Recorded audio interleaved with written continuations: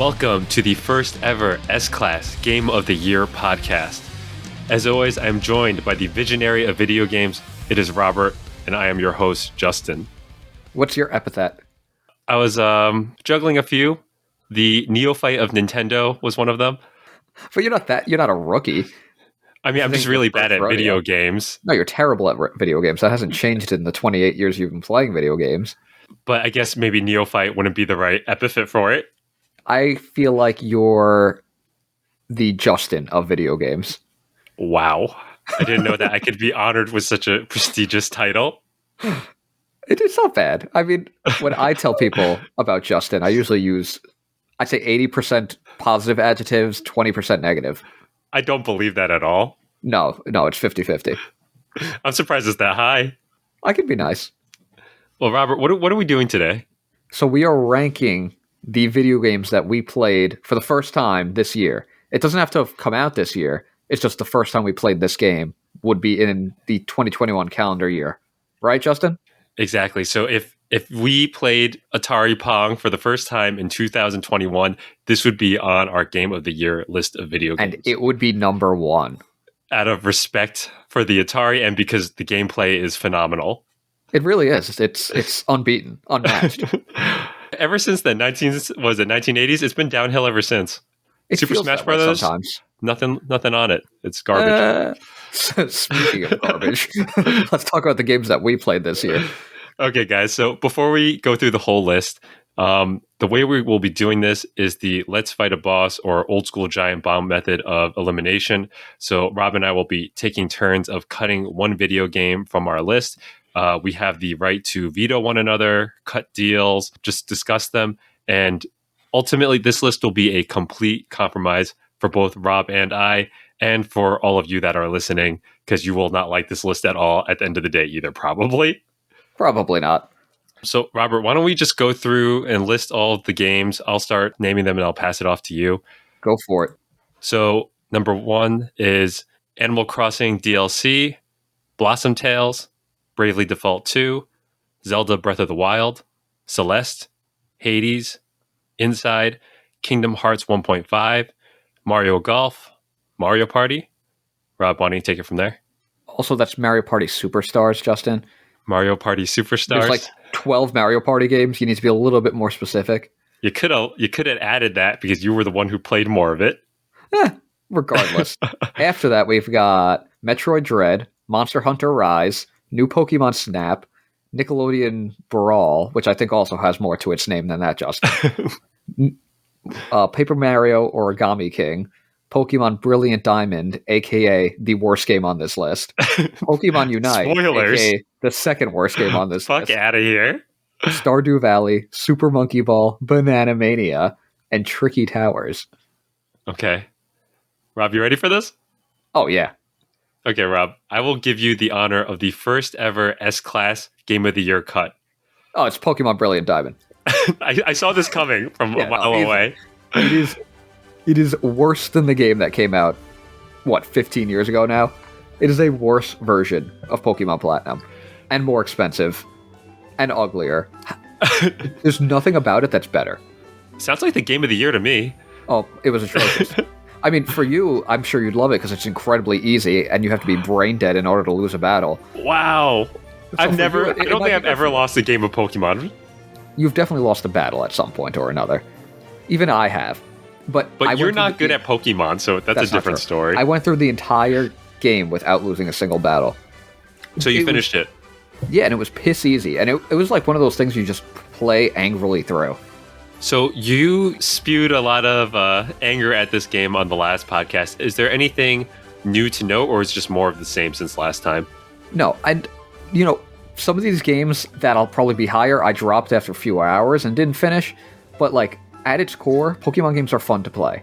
But, when I'm looking at this game compared to the other Pokemon game that it is remaking, it is a worse game. And just because of that just makes me so angry. And the fact that it costs more money, it's $60 versus $40. That's pretty ridiculous for them not to even turn into like a 3D port or anything like that. It's hideous. It is the ugliest game I've ever played. I don't enjoy looking at it. Ugliest ever. It's It's up definitely the there. ugliest game I've played this year for sure. I hate looking at it. Okay, fair enough. And yet you sunk like 20, 30 hours into it, right? No, 15 hours. Okay. Once again, this game was piss easy, so I beat it very quickly. It's still Pokemon, so yes, I'll keep playing and I'll finish the game, but it was not good. As a remake, it was atrocious. It did nothing new. It did things worse. It was too easy. It was too expensive. It's just overall a terrible experience. I guess last question is, who is your final 6-man roster? I started with what's his name? Piplup. So I had Empoleon. I had the bunny, Lopunny. I had Lopunny, very interesting. I had Robert. Obama Snow. He's Don't avoid the questions. I'm going to continue talking. I had a Pachirisu, who's the little Pikachu clone. Is that strong enough to make it that far? In this game, it is. It's such an Really? easy game. I had a Haunch Crow. That's the only thing I really enjoyed about this game was my Haunch Crow. He's like the mob boss bird. From the evolution of Murkrow. Murkrow. Right? Yeah, so that was pretty cool. And there was definitely one more. I would imagine so, but you have a Did I fire not list Pokemon? 6? No, there's you no got fire 5. Pokemon in this game. Was that 5? That was 5? That was 5, 6?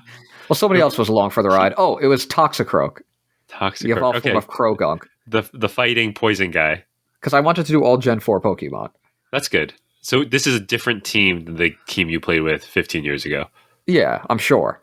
Okay. I don't even remember. I just remember that 15 years ago I had a much better time. I had much higher praise for the game. Okay, so our number 20 worst game of 2021, Pokemon Brilliant Diamond. I feel good about that. For me, my least favorite game of the year would go to Stardew Valley. What? No, Do you- I didn't play Stardew Valley for the first time this year, but I'm not letting it be 19th. That's ridiculous. Okay, you got to offer me something up for 19. If not, then at least let me talk a little bit about Stardew Valley. I'm like flabbergasted that Stardew Valley is worse than some of these games to you. I love Stardew Valley. So my buddy, he moved to Sweden recently, and we wanted to like keep in contact. So he told me buy Stardew Valley. So I bought it when I was playing on the PC. And when I played it, I was just frustrated playing it the entire time. The way first of all, it is beautiful. The pixel art's gorgeous. It was made entirely by one person. I have all the respect for this game. It was not fun for me. So it's a farming simulator. There's also some dungeons that you can go kill some monsters and some fetch quests that you can help villagers around the town. When I was playing it, I felt like it was like a shittier version of Animal Crossing. And my favorite part of the game was the dungeon. It's like a 100-floor dungeon. But the worst part about the dungeon is that you have a curfew. So like you're like 100 floors down and you're trying to get to the next level. And all of a sudden it's like, oh shit, it's midnight. You got to get home before 2 o'clock. Otherwise you lose health and all this stuff. So now we're rushing out of the dungeon when we're like on a roll. So that's my favorite part of the game. And other games have done that aspect much better. And I was like, so that part I could find elsewhere in like an MMORPG, like playing Ragnarok online 10 years ago was better than that. And then the farming aspect, I was like, I'd rather play Animal Crossing. That's how I felt. I don't know. Did you do any of the like socialization with the people of the town? Like that's a big part of the game is developing those relationships. I felt very little desire to. I think it's very possible that it just wasn't for me, or maybe like the pixel art aspect of it. Like I just felt like I could do the same thing in Animal Crossing better or more aesthetically. I don't know.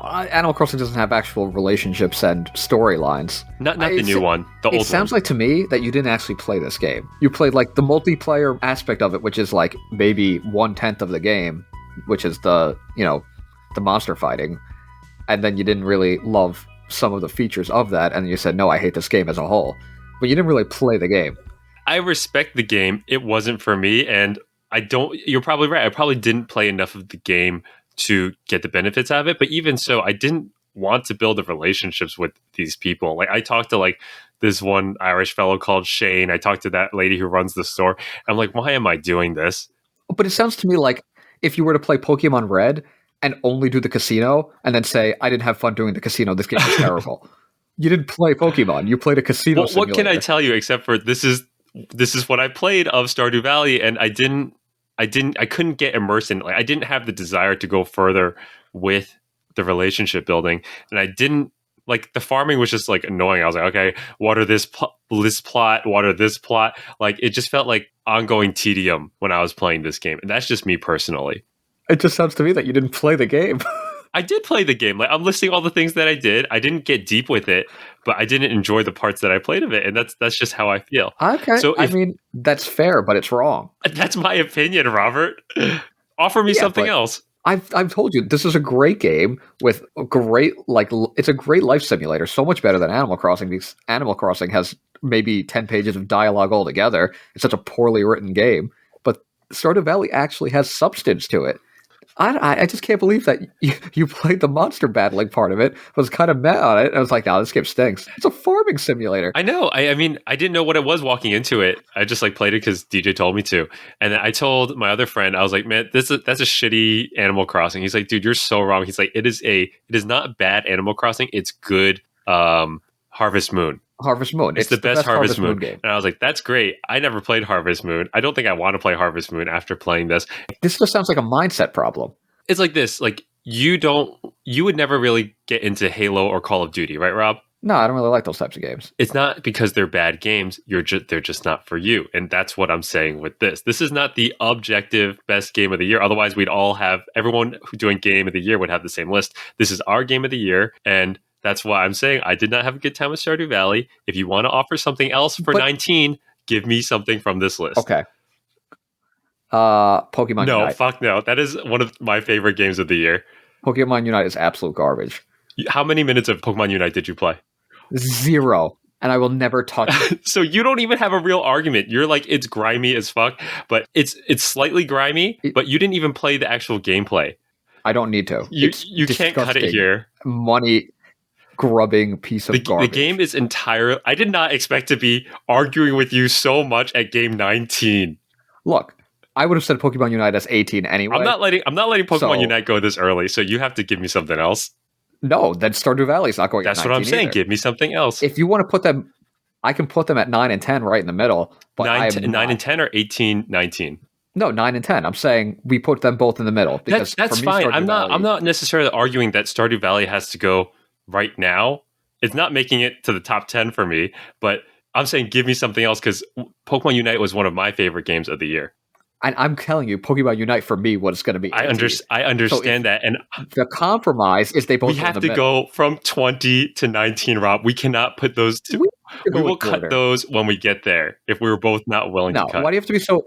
Why do you have to be so organized? Robert, They can go. Give me right something now. For 19. Offer me something that you did not enjoy this year. You know what? This is kinda insane. I'm getting to it. It's kind of like sad how much I didn't enjoy this game. But Nickelodeon Brawl was really bad. I will happily accept Nickelodeon Brawl at 19 as my cut. It was not good. Let's talk about it a little. I think the hype of the game was far superior to the actual gameplay itself. It just wasn't fun. It was so clunky. Nothing worked the way I felt it should. Like, there's just like a feel. Like, I feel like if I'm doing this with my controller, the character should do this. And it never did what I wanted it to. Everyone felt really stiff and boxy and... Exactly. Because of the lack of fluidity and lack of voice acting, it wasn't fun to play and also had no personality as well. It just felt so cheap and soulless, yeah. And I think that even... First of all, me, you, and John played this like one evening, and then we never talked about it ever again. We weren't even angry about it. We just didn't care. No, I had no interest in ever playing this game again. I'm happy to take that at 19. I don't know. It also made me realize how important sound design is in a game, because without any voice acting or like quality like character reactions, it just came off as so cheap. So stiff, yeah. I mean, the credit to the people who put this together. I mean, it's a great concept and it could be a good game in the future, but I think that they need to fix the gameplay, but also the characters were very underwhelming. Like, I don't need the Loud House kids. Like, there's not a single... Is there a single Rugrats character in there?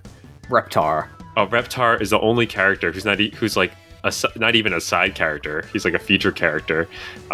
There's the only Hey Arnold character was Helga. Like, there's a lot of opportunity for old school games to get a resurgence there. I don't know. And it wasn't there at all. It wasn't even, I mean, I didn't love the roster either, but like that was even my biggest issue.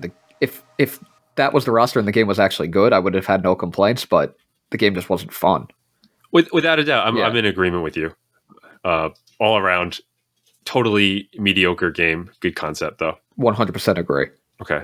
That was technically my cut, so it is your go. Well, didn't I nominate this? Yeah, it'll take my spot. I accept that as my nomination, so you can, I see. pick another. You know what? Bravely Default 2. Interesting. I just... That bad, huh? It's not even that it's bad, it's that I think I need a Square Enix JRPG maybe once every 5 years. I don't need to play these things yearly. Octopath Traveler is all I needed from Nintendo Switch. Can you tell me two things? Tell us a little bit about Bravely Default for someone who has no context, and also give me like a slight comparison to Octopath, because I saw the cover and it looked very much like Octopath from what I saw. It's that same 2D sprite work, which, looks nice, but once again, you feel kind of weird paying $60 for what is akin to a Super Nintendo game.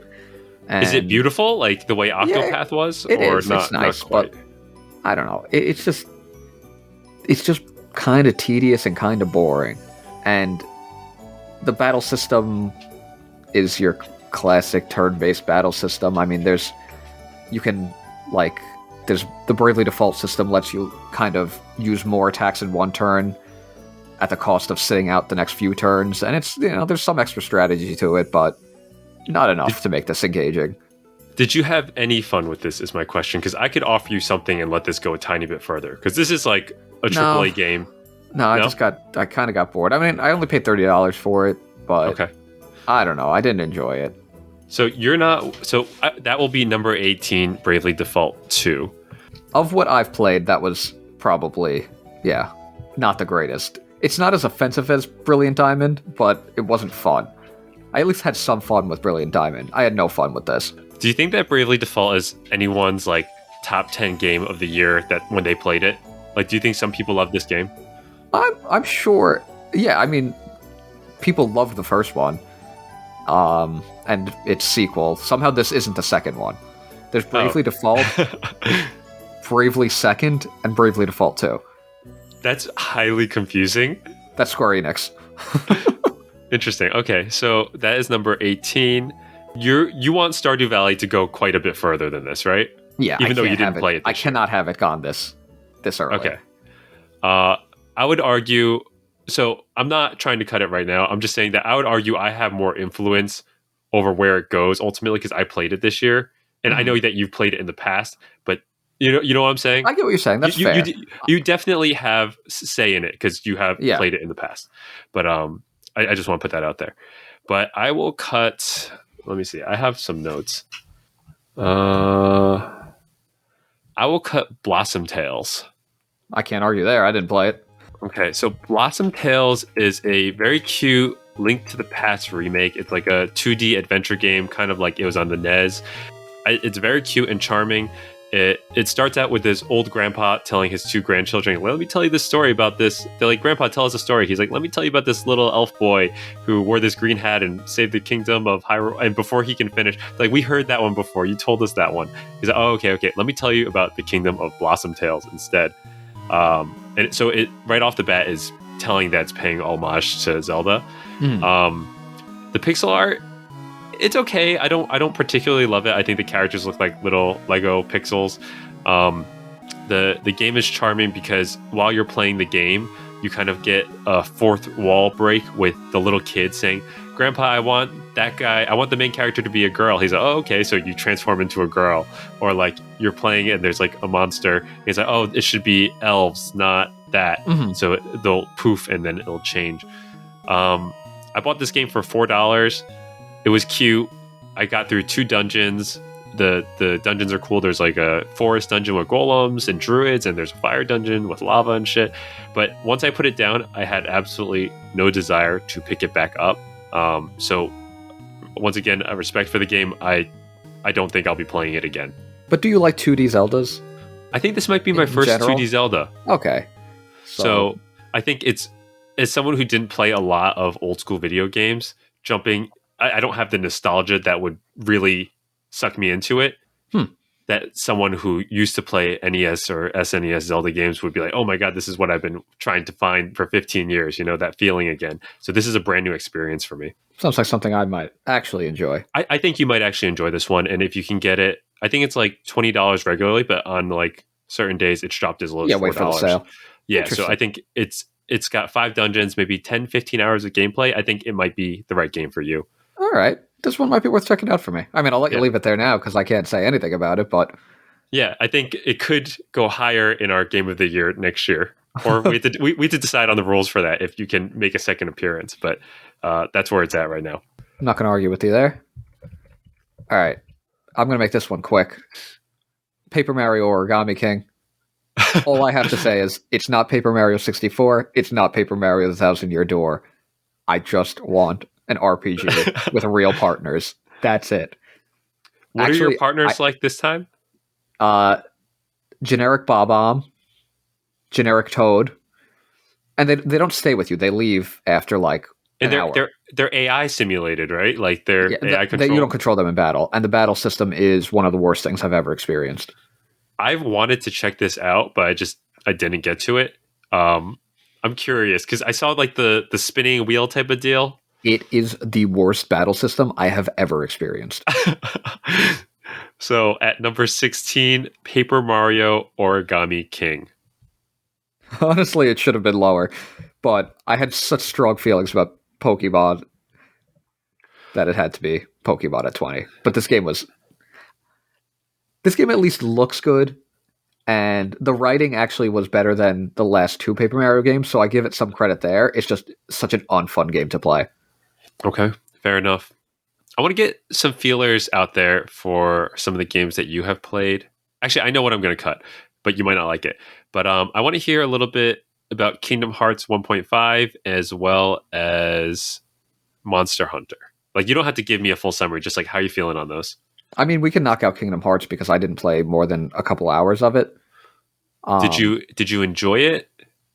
It was fine. It very much felt like a PlayStation 2 game. It felt its age. Even if it was like a remake, it definitely felt its age. Because I could also offer you Super Monkey Ball Banana Mania because I nothing against the game. I only played like an hour and a half of it, and it was at like a friend's house, and it was fun enough, but we just played a couple different mini games. I think this might be the right place for both of these games, where we get enough of it to say. And these are both games that are remakes of games from, the early 2000s. Yeah, it's not like they did anything new or inventive. It sounds like I know that you have a reference for Monkey Ball for whatever reason, and this is my first. Awesome. This is my first foray, and I was like, okay, this is a little more fun than I was expecting. How about we do? Did you play Monkey Target? I played one of. Is that the one where you're flying and you have to land on? That one's fucking hard as fuck. Like me and my friends, is amazing. It was fun, but it was so hard. Like we probably went through like 6 rounds, and you get 6 tries each round before one of us even landed. Well, that's once again, you're terrible at video games. No, it was like all of my friends, and I think they changed the controls because some of them had played Monkey Ball in the past, and they're like, it was not this hard when we played it for the GameCube or whatever game it was. I mean, I can't comment on the remake, but on the GameCube, it was amazing. It was still entertaining, even because we were struggling together, and we were just like cheering for each other just for any of us to make it. So it was still fun, but if someone said let's turn on Monkey Ball, I'd be down to play it. I don't have any like eagerness to play it again, so I'm pretty neutral on it. But it sounds like because you have such reverence of Monkey Ball, maybe we cut Kingdom Hearts at 15 and then Monkey Ball at 14. That's fine. Okay. I mean, I got through the Kingdom Hearts was I don't know, maybe $8. So I said, why not? It was when Sora was added to Smash. I wanted to finally give one of them a go. It wasn't worth the probably 30-hour commitment I was going to have to put into it to actually finish it. Do you think you're going to get back into it, or you're just dropping it? I would say probably not. Can you explain any semblance of Kingdom Hearts? Because I've tried playing Kingdom Hearts 2, and then I was like 2 hours into it, I was like, this game sucks. Like everyone always says with Kingdom Hearts that the story is like impossible to follow, and I even felt that way after only an hour and a half of playing this game. And I'm pretty sure it's the start of the series. I still don't understand what's happening. Why is Goofy here? I don't know. It doesn't make any sense. Okay. It feels like those games might have gone a little higher than they needed to. I feel like some of the other games could have gone a little above them, but that's fine. Not for mine personally. I'm just so surprised that Bravely Default is that bad in your eyes, or that nothing to you. The worst that a game can be is boring. Having no effect on you is worse than having a negative effect in many ways.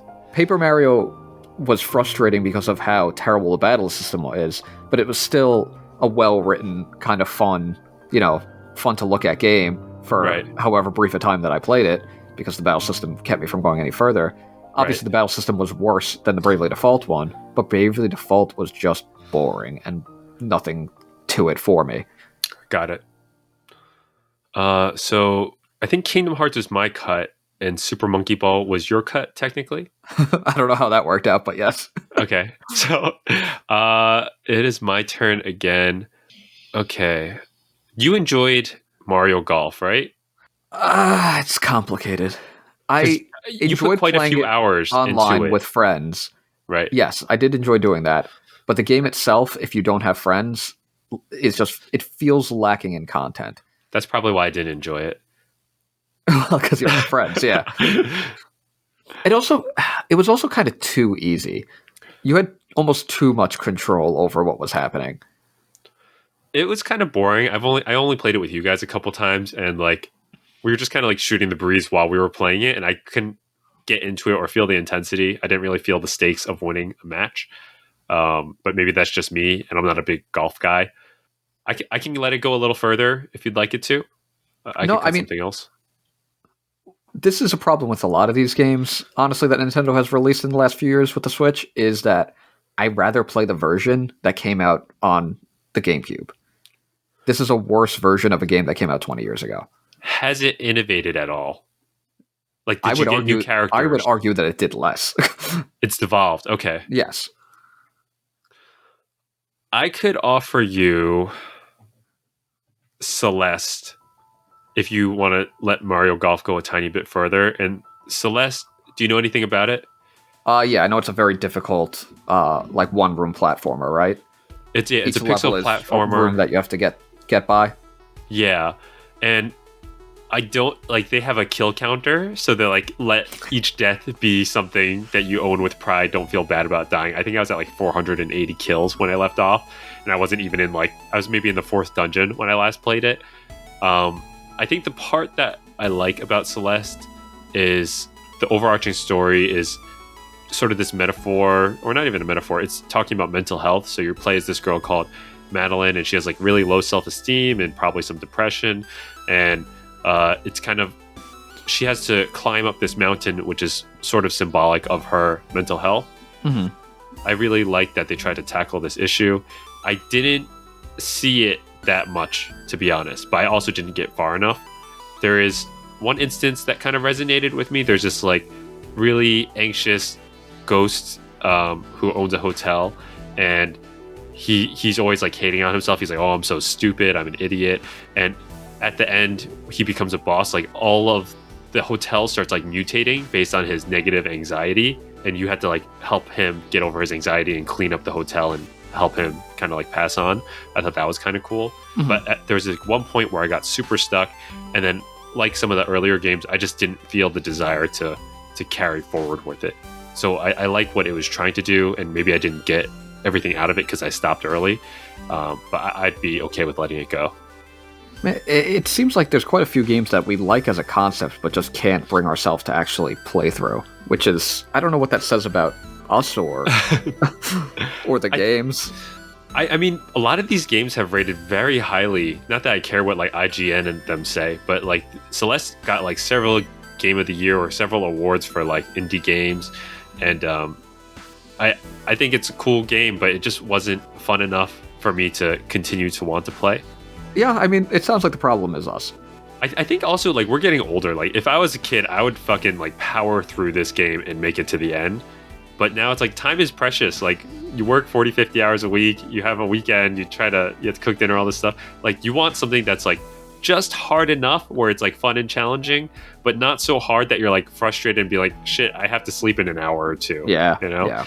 And that's sort of where I was with Celeste, because it wasn't fun enough for me to want to keep playing. It sounds like, I think we could put Celeste at 13, Mario Golf at 12 then. Okay. Yeah, because I know that you and some of our buddies had a pretty good time with Mario Golf. You're like, you guys would text in the group chat and be like, hey, Yeah. we want to Mario Golf tonight? So that's why I was like, I don't like the game, but you seem to enjoy it quite a bit. I once again, it was only because of the online aspects. And if I didn't have that, I would not have really enjoyed this game. Because I did play through the single player mode, and it was pathetic. Okay. I think we're getting into some games that we actually have some stakes in now. I don't think we're fully there yet, but I think we're getting close. I think it is... I think odd is you. Odd is me, because we keep doing these double deals, so you don't get to talk about anything. Why don't you tell me a little bit about Animal Crossing DLC? I am not nearly ready to talk about Animal Crossing DLC. It's going high for you, okay. It's going very high for me. Interesting, because last time we talked about Animal Crossing, you were very butthurt. So I'm about ready to talk about Monster Hunter. Okay, I could probably cut something. On a scale of F to S, where is Monster Hunter for you this year? It's a C+. Okay. It was the first Monster Hunter game I played. It was a lot of fun while I played it. I played through the story, which was about 25 hours, enjoyed it, but then I put it down. Now, for people that actually play Monster Hunter, they're playing for like 300, 400, 500 hours, and like just destroying what the game is. For me, I just got the bare minimum Monster Hunter experience, enjoyed that experience, and moved on with my life. C+ sounds very critical of something that you enjoyed. No. It's not that it's critical, it's that I just don't think I appreciated the game as much as others. No, I don't care what others played. Like, if you only played like 10 hours and it was the greatest game of your life, then that's fine with me. I don't want you comparing, be like, people got more out of this. If you got everything you needed to out of it and you liked it, I would want you to rate it higher than that. You know what I'm saying? I do get what you're saying, but like, when I knew so much about Monster Hunter going into it, and I got so little out of it, I felt like there was something wrong. Okay. You know what I mean? It's like, it has such a reputation as this like really like deep, heavy game that you play for hundreds upon hundreds of, even thousands of hours. And I played 25 and it was like, oh, that was fun. Okay. Interesting. See you next week, boys. If you want to put something at 11, I'd be fine having it at 10. I feel like right smack in the middle with Monster Hunter would be perfect for how I felt about it. I can let a couple of things go, but let me get rid of... I have two games. So I literally just finished playing Inside today, and we talked about it on our last podcast. I paid $2 for this game. It is this horror side-scroller, really environmental, and it's crazy mystery that you're trying to find things out. And I can talk about it a little more when we're getting closer to cutting it. I didn't really love the gameplay after the first hour, and it's only a 4-hour game. So you hated 75% of the game. So this is the bad part. Okay, so I played the first hour and I was like, oh shit, like this is doing some stuff. Like, right, you just fucking get killed out of nowhere. Like, you're like, oh shit, what's that like lamp? And then you go under the lamp, it's actually a spotlight from a helicopter, and you get fucking tasered from the sky. You're like, oh fuck. Like, I literally said what the fuck out loud a few times. So it got me quite a few times. But like after the third or fourth dungeon, I was just not enjoying the journey. I was just waiting to get to the destination because I heard the end was so good. And I was finishing the game today, and I still had like 5 more dungeons, and I was like, I just really want to see the ending. So I actually put the game down and watched the ending on YouTube, which is sacrilegious to say. Anyone, because people will sing this game's praises, and they will unsubscribe from this podcast right now for me saying that. But I was like, I'm going to rush through the next 4 dungeons because I don't really give a shit. And I'm like, well, I'm reading a tutorial during parts I'm getting stuck through. I'm not even trying to figure things out because I was rushing. And the ending was awesome. Like, the ending was like, I'm glad I watched it because I didn't want to play the ending. It was like cinematic though, and I really enjoyed it. So that's one game. And the other game I have is Tricky Towers. Do you know anything about it? No, not familiar with Tricky Towers. It is just like this fucked up Tetris game that I've only played also a couple hours of with some friends in Cali. And the Tetris, like you stack a block on top of each other, it stays there. With this one, the pieces like wiggle because if you don't build a stable foundation, your entire tower can fall apart. And there are like multiple mini games where it's like stack the highest within the time limit, or add as many little Tetris pieces to this thing without your entire island collapsing. And it is just genuinely really, really fun. And I think I'm going to play more of it. And it's super casual, and I can get into it and just stop playing it for a little bit and then go back into it. I didn't play that many hours of it, so I'd be also happy to cut it here. I think my enjoyment of it might have been a little higher than Inside for me personally, because I like those types of games. But I think Inside has a lot more to say, even if it wasn't as enjoyable.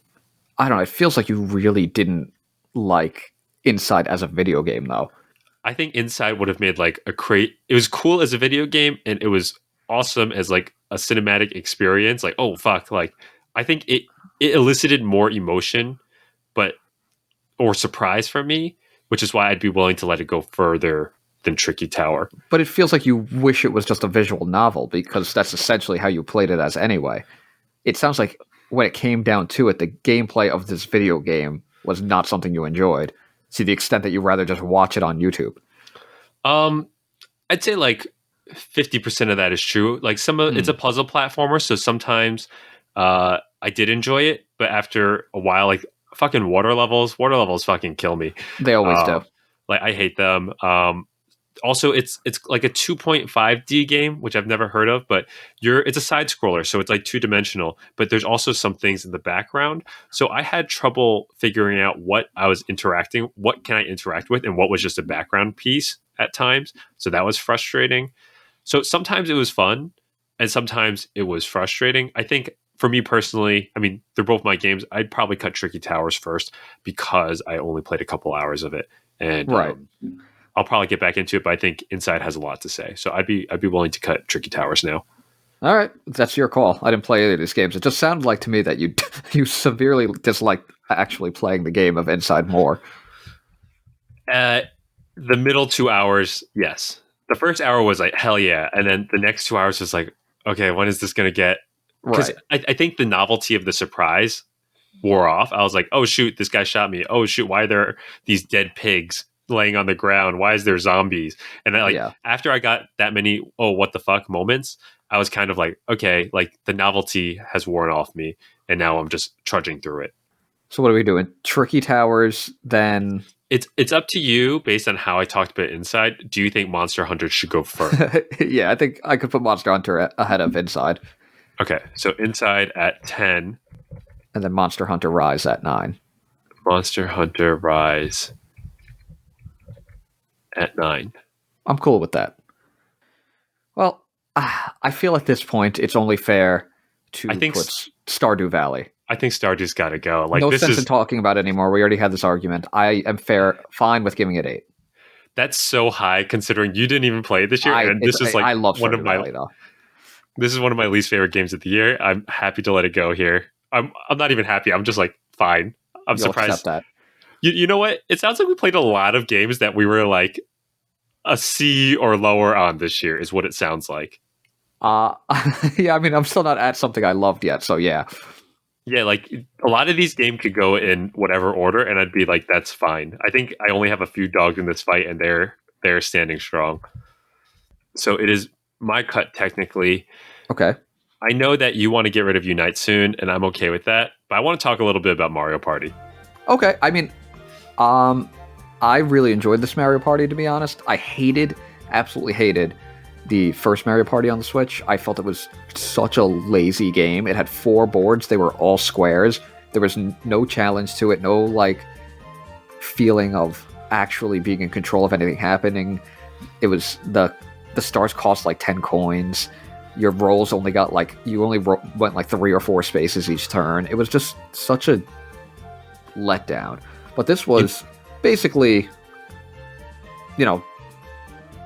5 of the most, I would say, best boards from the N64 games, but 5 pretty good boards from the N64 games, and all the best minigames from, the Mario Party series, and, with the real gameplay that I enjoyed. I really enjoyed playing this game as a Mario Party game.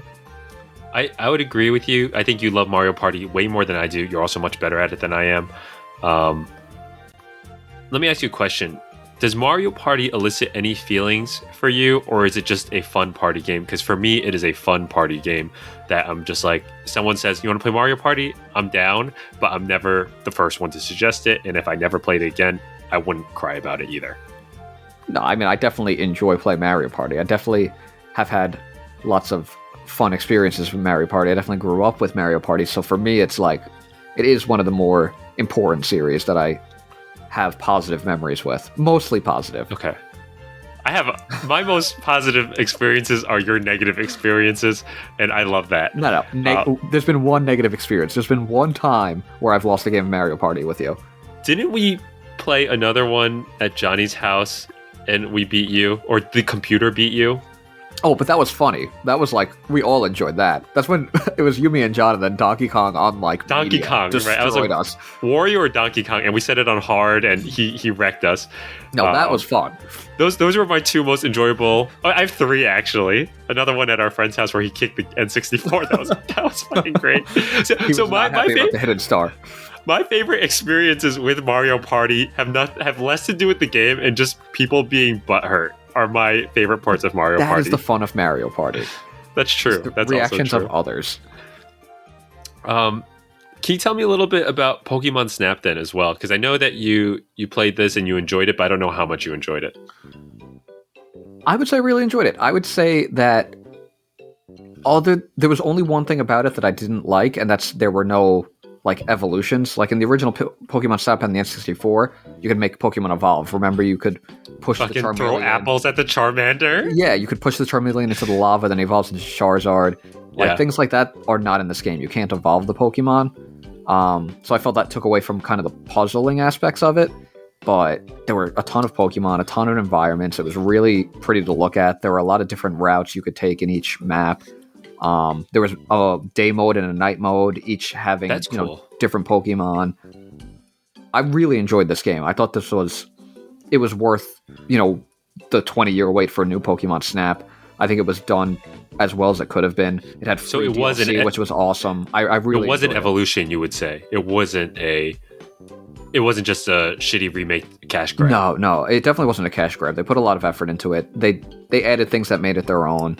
And they put a lot of effort into it. I mean, it's definitely the best looking Pokemon game on the Switch. Absolutely. Like, okay, then would you be okay? Would you be okay? I want to play Pokemon Snap. I just didn't get around to it because I think you borrowed Ryan's, right? Yeah. Yeah, I think all three of us were trying to borrow that game and play the game, so I just never got around to it. So I think I might play it next year. But would you be okay if I cut Mario Party now and I will give you the honors of cutting the next game which you want to cut? That's okay with me, yes. Okay. I can make this compromise of Unite at 6, so it's not in the top 5. I refuse to let this game be in the top 5. Okay, let me talk a little bit about my experience with Pokemon Unite.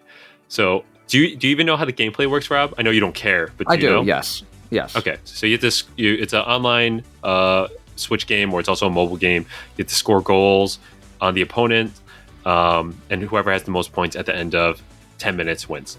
I was very skeptical walking into this game, but I ended up spending probably over 100 hours on this game, or something like that. I haven't checked my Switch, but there's like 25 different Pokemon you can choose between. Each of them has a unique skill set. So there's I play as Snorlax and Blastoise. They're bulky and are good at defending goals.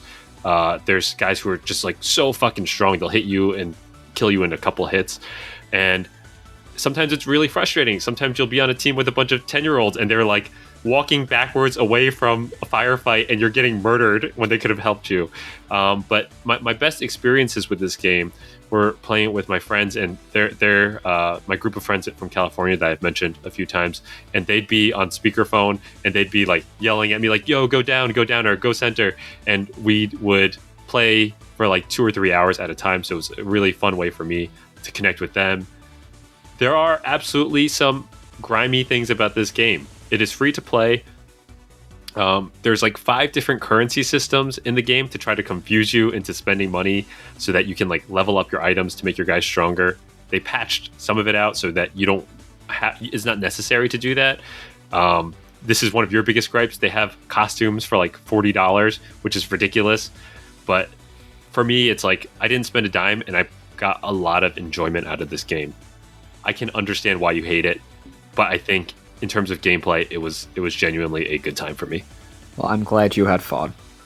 Are you? No, I'm not, because this game is disgusting.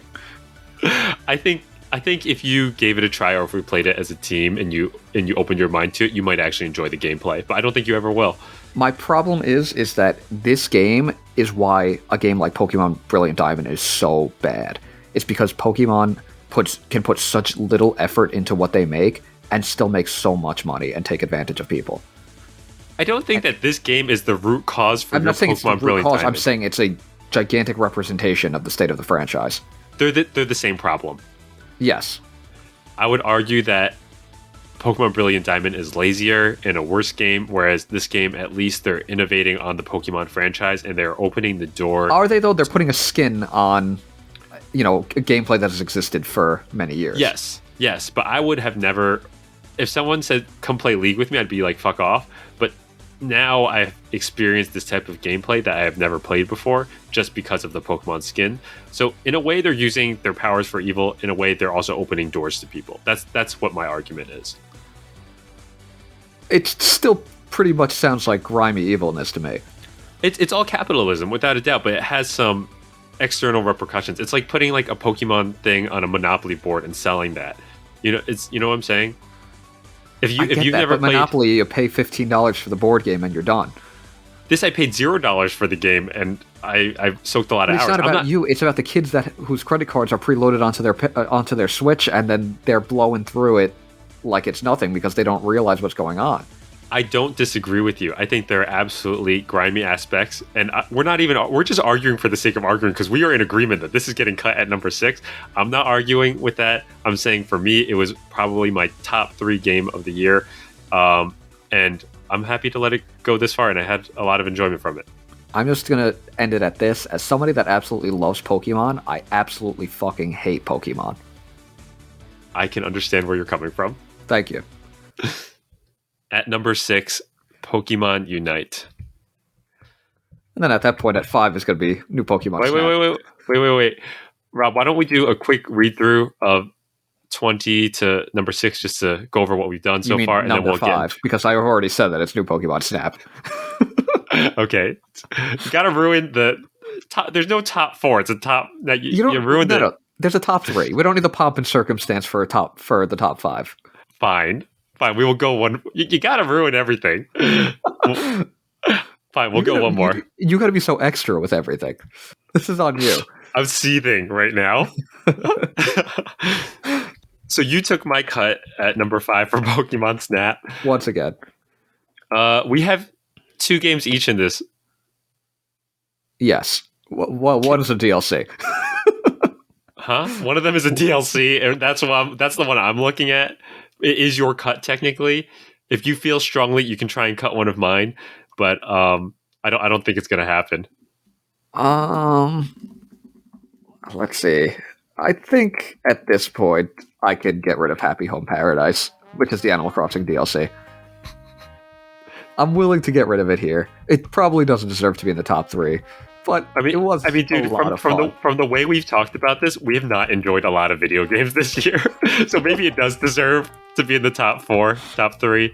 Tell me a little bit about Happy Home Paradise and how this is in our top 4 and in your top 2 video games of the year. When we recently did a Animal Crossing podcast, not recently, that was like a year ago, you were just spitting vitriol at it. Oh, because Animal Crossing New Horizons as a base game is pathetic. It's, as I said earlier, worse than the version that came out for the GameCube. It had less content at launch. It had less dialogue at launch. It had less characters at launch. Overall, it was a worse game. Now we're finally fully updated with everything that should have been there from the start. Plus, we got a DLC that let me live my lifelong dream of being an interior designer for every animal of my dream. So what the DLC, you can do it for them. Interesting. You do it for them, and you get it's a whole separate island, and you have different types of islands and seasons and settings that you can build their houses on, and then build the inside of their houses, and it's like their vacation homes. and they each have like a theme, like based around the character. It's cozy. You're sitting there for like 30 minutes designing their outside, designing their inside, giving them exactly what they asked for, and then like you're taking pictures, you're setting the scene. It's fantastic. This is the most love we spewed about a game today so far. I loved it. I have no complaints about the Animal Crossing DLC. I loved it. How much did this cost? It cost $25, or if you got Nintendo Switch Online upgrade, which I did, which comes with the N64 stuff, then it was included with that. So okay, I had it included. Okay, so it's worth. You got value out of this. Are you still playing it? Yeah, I would have paid probably $30 for it. Okay. I would say I spent more hours on the Animal Crossing DLC than everything else I played combined other than Monster Hunter. Wow, that's impressive. So this, I think for both of us, it was a relatively light year for video games. Absolutely.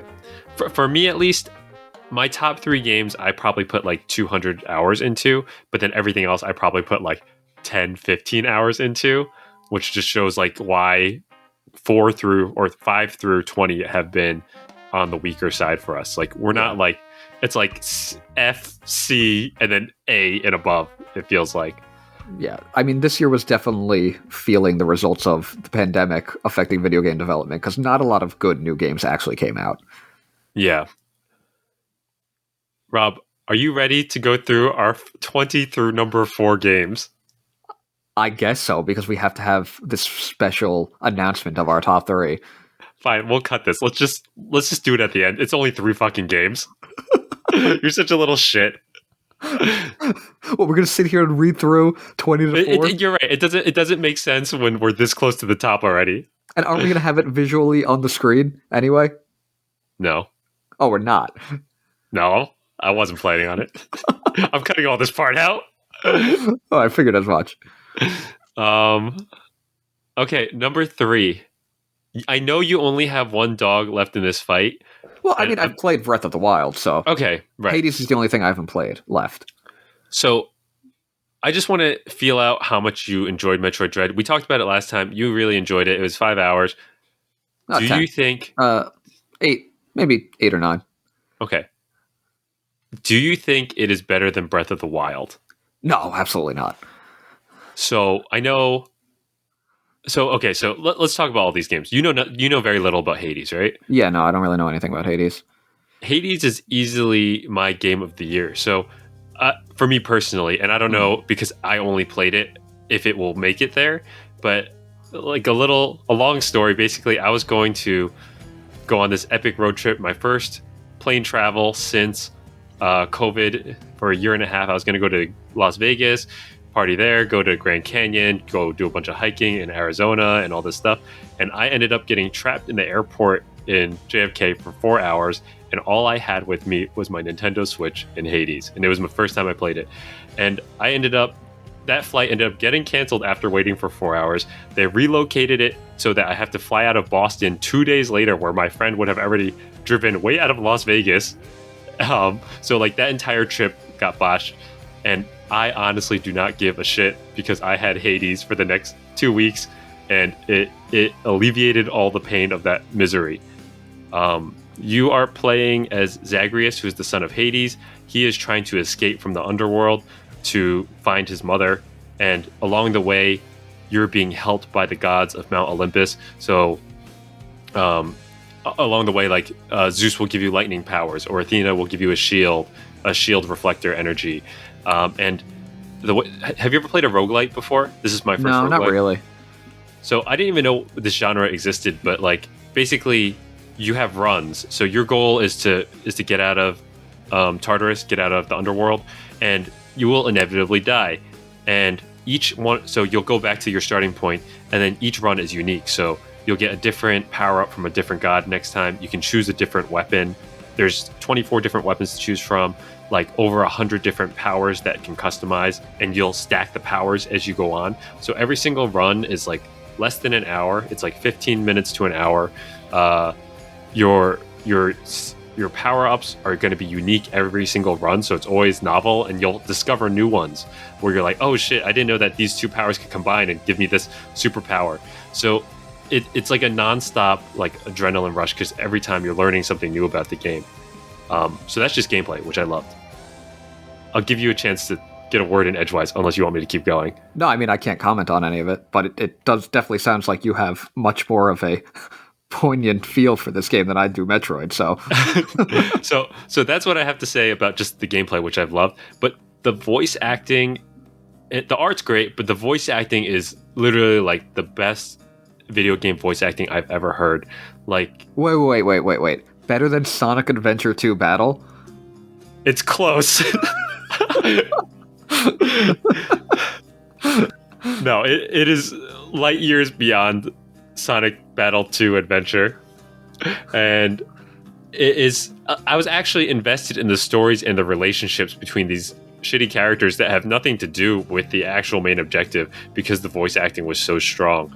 And you know how, like, a lot of times, like, the god characters can be, like, kind of dickheads. They're like, oh, you shitty little half-blood Right. or whatever. They were very, like, respectful, but also, like, a little bit pompous. Like, it was, like, a perfect balance where, like, they could have made Ares this, like, total douchebag. I love killing people. I'm the best. Instead, they made him very, like, a very wise general who's kind of, like, giving advice to one of his nephews. So it felt a little more grounded. Yeah, it felt grounded. Like, these gods felt like real people in a sense that were gods. Mm-hmm. So the voice acting, the art, the gameplay, everything about it, I've loved so much. And once you finish the game, there's an epilogue, and also it has a huge speedrunning community.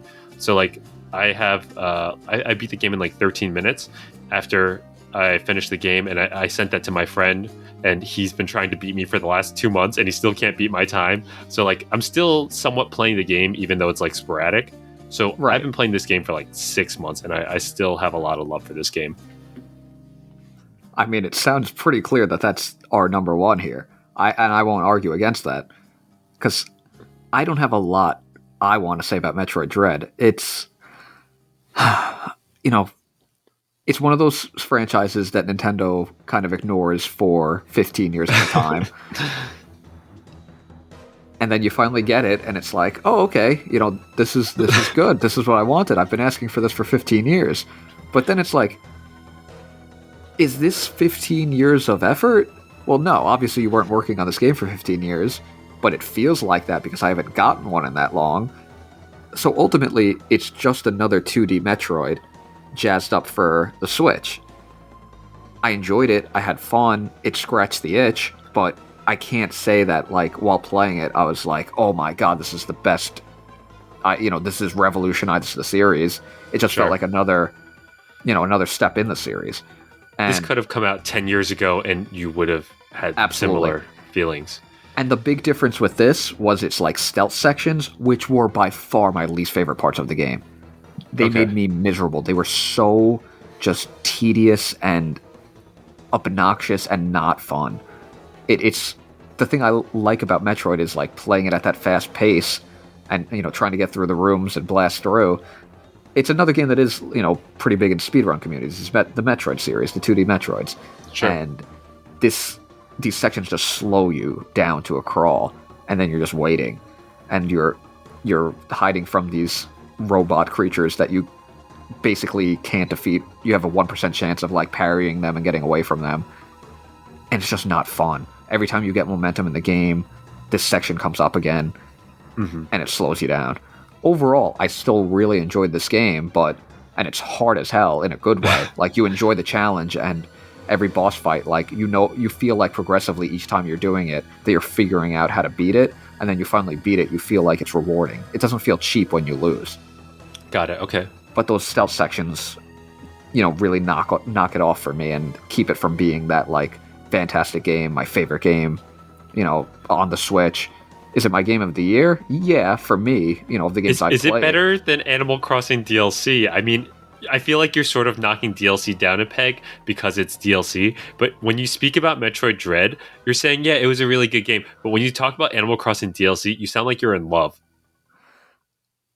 It's hard for me as somebody that's very ingrained in video games and the history and culture of video games, in that Metroid is a huge thing. Like a 2D Metroid coming out is big, whereas I get that. Yeah. and it was fun and I enjoyed it, and it's exactly what I would have wanted.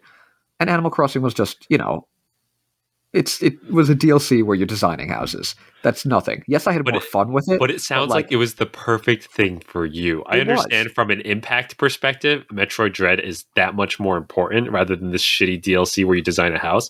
But this is our game of the year, and I just want to solidify our number 3 or number 4 spots and make it clear. Because if you think the impact of coming out with the new 2D Metroid is that important to the community, yes, I understand. But to you as well, have it at number 3. But for me, like, your eyes kind of light up when you're talking about designing these houses. You're still playing it. And Metroid Dread, you're like, could have been better, but I liked it. But like, you sound it's not that it could have been apprehensive. better. It's that it had one aspect of it, and that was its defining aspect that made it Dread and not an older game, was these stealth sections, and I hated them. You know what? We're putting Animal Crossing at 3. You get what I'm saying? Like, this is the energy coming out of you. Switch it. So at number 4, a revision, Metroid Dread. And at number 3, Robert, Happy Home Paradise. And for me, unless you want to push Zelda higher, I'm not fully finished with Zelda. I've been playing. No, it for the past you month. earned Hades at 1. Absolutely. Okay. Everything you said, you felt so strongly about it, and you had real like stories to go along with it. I always enjoy when it's not just like playing a game. Like, you found this game through a poor experience, Right. and then you had like different fun experiences with the speed running and comparing your times with your friend. Like, I feel like all of that is important. Outside of, it's not just like playing the game. Exactly. Yeah, it's affecting your real life in a way. I want to talk a little bit about Zelda in a second, but I also want to say I really think that you and John and anyone should play Hades. I've sent you multiple links to it. I don't think you bought it, but I think at its cheapest it's $17.50. It's easily worth the full $25. That's my personal recommendation. It is a grand time, and I love it so much. Breath of the Wild. I have been playing it for the last month. We've talked a little bit about it. I have beaten 2 of the Divine Beasts. Exploring the world is some of the most fun I've had in video games. It is a gorgeous game. Maybe the most gorgeous game I've ever played, because I have a Switch and not a PS5 or Xbox One or Xbox whatever. So it's the most beautiful game on the Switch that I've personally ever seen.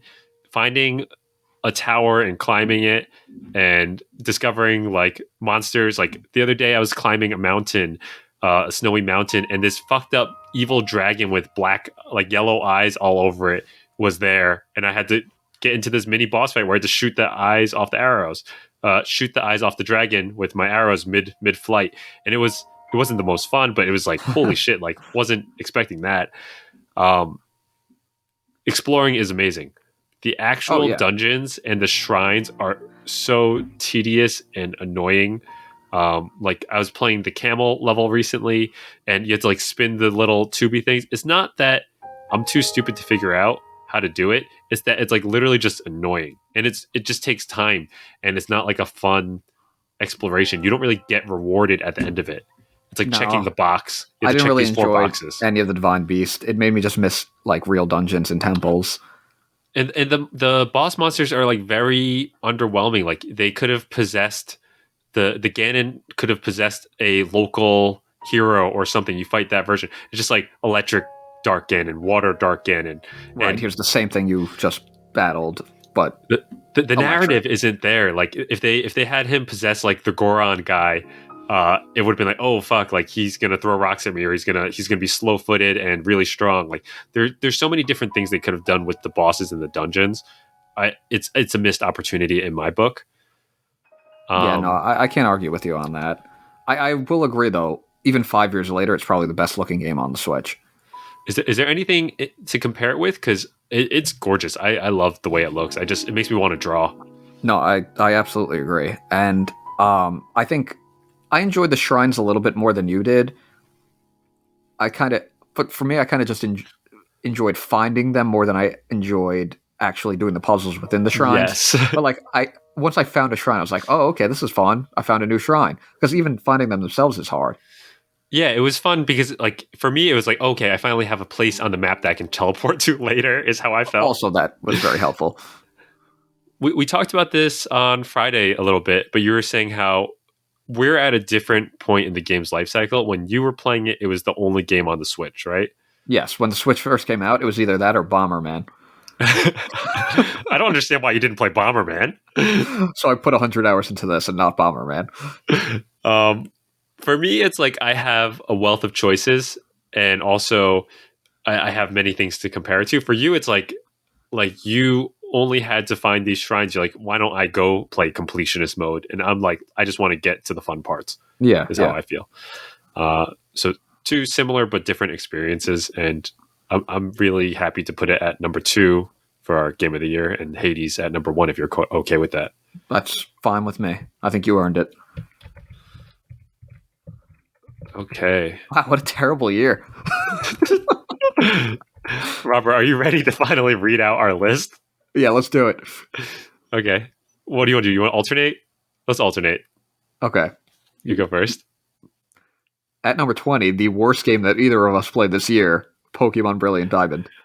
At number 19, Nickelodeon Brawl. 18, Bravely Default 2. Number 17, Blossom Tales. 16, Paper Mario, and the incredibly terrible battle system. Oh, wait, I'm sorry, Origami King. At number 15, Kingdom Hearts 1.5. At number 14, Super Monkey Ball Banana Mania. You have more happiness saying Super Monkey Ball Banana Mania than like half of these games. It's just fun to say. Number 13, Celeste. At number 12, Mario Golf, whose actual name I don't remember. Super All-Stars or something. I don't fucking know. Number 11, Tricky Towers. Number 10, Inside. Number 9, Monster Hunter Rise. Number 8, Stardew Valley. Don't know how you got there. At number 7, Mario Party Superstars. Superstars. I don't want to read number 6. At number 6, Pokemon Unite. At number 5, New Pokemon Snap. They could have done a little better with that name. Number 4, Metroid Dread. Number 3, Animal Crossing Happy Home Paradise. Number 2, Zelda Breath of the Wild. And how about together? Number 1, Hades. It's Hades. Hades. Fuck. Our number 1 game of the year, Hades for 2021. Listeners, let us know what you think about it. Robert, thank you for embarking on this stupid journey with me this year. It's been a hell of a time. It's been a terrible year. I'm going to be honest with you. We have some accomplishments from this year, but video game wise, video games wise, rough year. I'm talking purely gaming. This was not a good video game year. An excellent first year for S-Class, though. And I know listeners, like, this was kind of an underwhelming list, to be honest, like, not going to lie. Next year, I think we're going to try to do a little bit better. But next week, we'll be releasing our Anime of the Year podcast, Anime and Manga of the Year. We have over 50 different series to go through. And I think that will be an even more enticing and argument-filled conversation. So spoiler alert, number 1 is Angry Beavers. It's not going to be Angry Beavers. But check that out. It will be out next week. And we're excited to close out the year with it. Rob, any last words to say? It's going to be Angry Beavers. Thank you guys so much for listening. We'll see you guys next week.